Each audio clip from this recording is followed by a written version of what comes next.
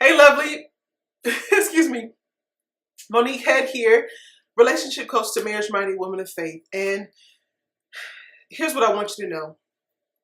You can predict your success with men. And one of the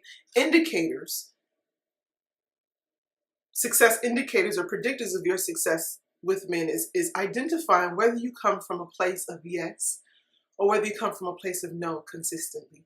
And here's what this can look like in your real life. I want to share a story with you because, you know, your feminine allure is all about bringing your best to you every day and then ultimately bringing that to an awesome relationship with an amazing man and feeling like you're moving forward in purpose. So just last week, my husband and I had gone to a prenatal exam. We went for the gestational diabetes test. And so before having even gone there, my husband was like, let's get a donut. And I'm like, babe, I'm not getting a donut before a diabetes test, okay? So he's like, okay, that's right. Plus I had to wait I didn't have to fast, but I had to wait a little bit before getting the exam. Now, after the woman finished withdrawing my blood, my husband was like, well, can we get a donut? And she was like, nope.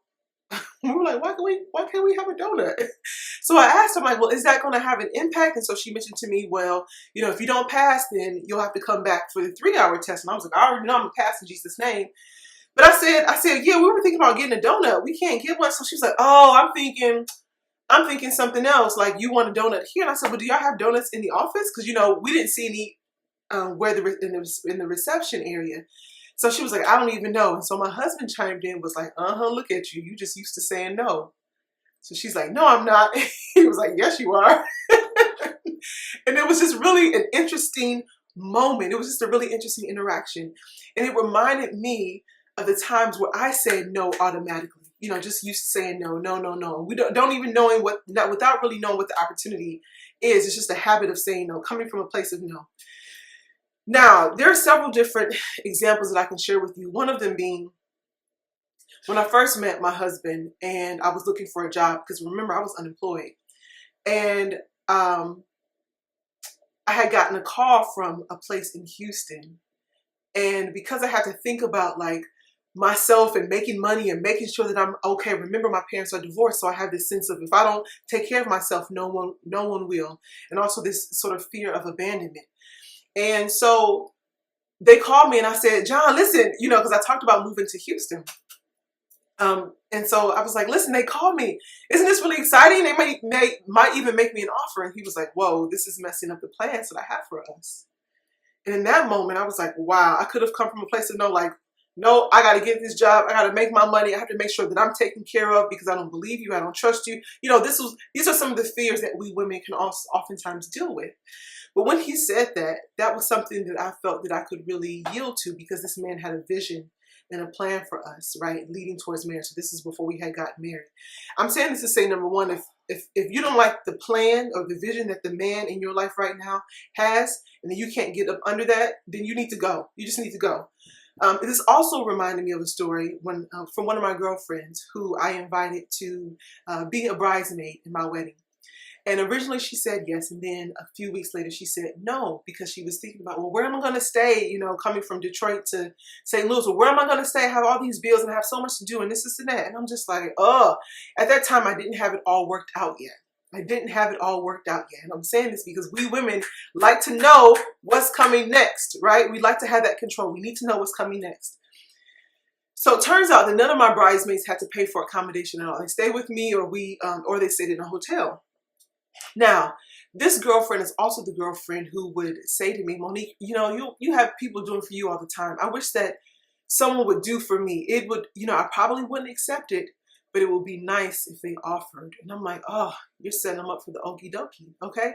Coming from this place of yes, if you are, and I get that, you know, money is a real factor. I get that it can be difficult when you feel like you're alone in this world and you can't rely on siblings or your parents and you feel like you're the one who is making the contribution to your family, or even not, where you feel like you just don't have enough and you got to hold on tight. You got to hold on to what you have even tighter because you can't let go. This is really about a practice in receiving, because just like I didn't go forward with the interview with this company because I said, you know what, the money's going to come anyway. But having here what I feel with this man, what I believe that we can build together, that's not something that's going to come, not with this person, not the way that I felt. it's not something that comes so regularly. I would have to go through a numbers game. And I was very satisfied with where I was. So I decided to yield, okay? In that moment, I decided to surrender to love, to let love in. That's what it's about, letting love in. So here's what I'm saying to you right now. I want to encourage you to identify those areas in your life where you're coming from a place of yes or you're coming from a place of no. Even when I do now, like if somebody's calling me to do a sales call, rather than be like, oh, no, I ain't interested. I said, okay, well, tell me more. If I have time, I said, well, tell me more. Because I don't want to make sure I'm not missing out on an opportunity of something that could be really great or really for my benefit. Okay. So that's what I want you to know. Like you can have exactly what it is that you want in this life. When it comes to life, when it comes to love, when it comes to career, but are you coming from this place of yes? This is a concept that I heard from Bethany Frankel, one of the original housewives of New York. And they were at dinner. I don't remember who she was speaking to, but she talked about, one lady was saying no to something. I think it was maybe a volunteer service. And another, she was like, you come from a place of no, I come from a place of yes. That's just the way it is. You're a no person, I'm a yes person. So I like that. That was several years ago when I watched that episode. But, think about, are you coming from this place of yes? How many times are you used to just saying no, no, no, no, no, because you don't know what's on the other side of that? Or you want to always be in control, or you don't want to feel so vulnerable. Okay, so I hope that this information served you. If it did, go ahead and leave a comment below. Go ahead and subscribe. And also, I want to offer you a free video training series. It's called Be the Woman Who Gets Everything That She Wants, especially for men. You can click on that link below and get it down there. My name is Monique Head, and I'll see you in the next video. Take care and God bless. Bye.